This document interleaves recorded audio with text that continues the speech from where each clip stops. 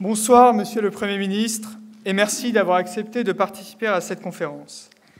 De participer gratuitement à cette conférence. Monsieur Juppé, tâche difficile que celle qui consiste à vous présenter sans sombrer dans une longue litanie de prestigieux diplômes et de glorieuses fonctions. Landais, de souche comme on dit, vous obtenez votre baccalauréat en 1962, puis montez à Paris et effectuez vos années de classe préparatoire au lycée Louis-le-Grand.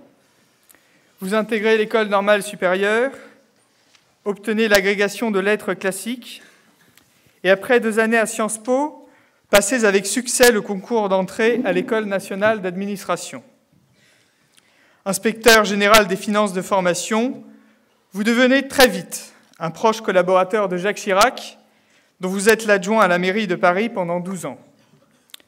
Jusqu'à aujourd'hui, vous lui faites preuve d'une amitié et d'une fidélité sans faille, pour le meilleur et pour le pire, diront certains.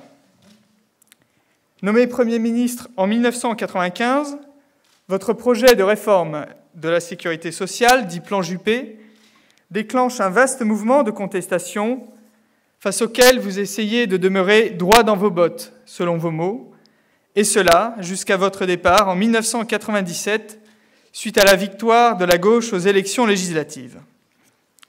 En retrait sur la scène nationale, vous démissionnez en 2004 de la présidence de l'UMP, parti que vous avez cofondé avec Jacques Chirac, et vous exilez dans les steppes canadiennes.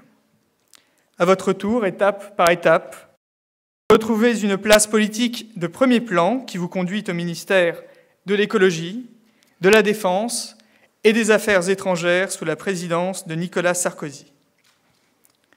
Depuis la défaite électorale de la droite en 2012, vous ne cachez pas vos ambitions présidentielles, qui deviennent officielles à la rentrée 2014.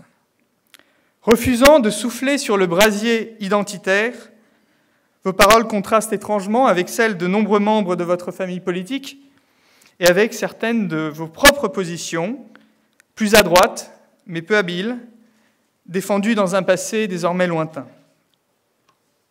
Au suicide français, à la crainte du déclin, au pessimisme ambiant, vous répondez par le héroïque espoir d'une identité heureuse, d'une démocratie moderne et d'une économie nouvelle.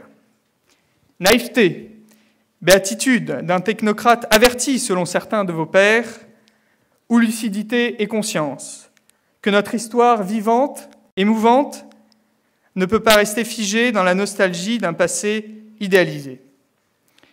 C'est la foi que les autres mettent en nous qui nous indique notre voie, disait le Bordelais François Mauriac.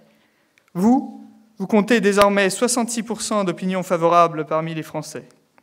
Mais avant vous, François Bayrou aussi a longtemps été la personnalité politique préférée des Français. Et pourtant. Mais je m'égare. Monsieur Juppé, encore une fois, merci de votre venue. N'hésitez pas à faire honneur à votre prix d'homme politique le plus drôle de l'année 2014. Faites appel à nos pires réflexes pavloviens. Enfin, à l'un et à l'autre des intervieweurs, je souhaite bonne chance. Et à vous, Monsieur le Premier ministre, en toute impartialité, une excellente campagne.